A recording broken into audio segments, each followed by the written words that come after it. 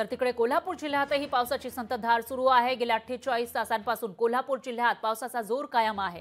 राधानगरी धरणाचे स्वयंचलित दरवाजे त्यामुळे उघडण्यात आले आहेत, कारण धरणामध्ये पाण्याची आवक वाढली आहे। पाणीसाठा या ठिकाणी जमा होताना दिसून येतो मोठ्या प्रमाणामध्ये, आणि त्याच पार्श्वभूमीवर राधानगरी धरणाचे स्वयंचलित दरवाजे उघडलेत।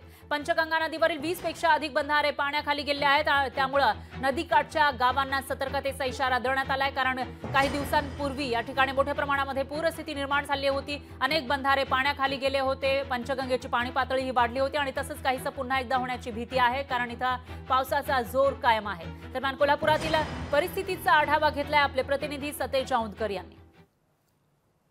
गेल्या 48 तासापासून कोल्हापूर जिल्ह्यात पावसाचा जोर वाढलाय। परिणामी राधानगरीसह सर्वच धरणांमध्ये पाण्याची मोठी आवक निर्माण झाल्याचं आपल्याला पाहायला मिळतंय। आता सध्या आपण पंचगंगा नदी घाटावरती आणि त्या ठिकाणचे मी दृश्य दाखवण्याचा प्रयत्न करतोय। या संपूर्ण घाटावरती आता नागरिकांनी खरं तर या पंचगंगेमध्ये आलेलं पाण्याची जी आवक आहे ती पाहण्यासाठी गर्दी केल्याचं दिसून येतंय। या पंचगंगा नदीमध्ये मोठ्या प्रमाणावरती पाण्याची आवक आहे ती आता झालेली आहे, त्यामुळं पंचगंगा नदी आता हळूहळू पात्राबाहेर येऊ लागलेली आहे। सध्या पंचगंगेसह इतर ज्या नद्या आहेत जिल्ह्यातील त्यातील 21 बंधारे पाण्याखाली गेले आहेत, आणि ते पाण्याखाली गेल्यामुळं वाहतूक विस्कळीत झाल्याचं चित्र आपल्याला दिसून येते।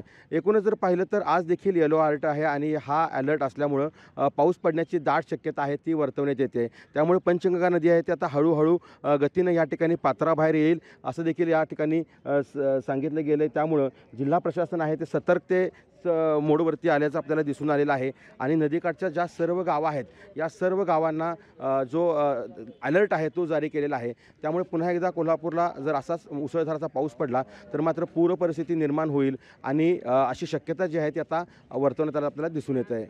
सतेज औंधकर, लोकशाही मराठी, कोल्हापूर। लोकशाही मराठी, ऐका, पहा, जागरूक रहा।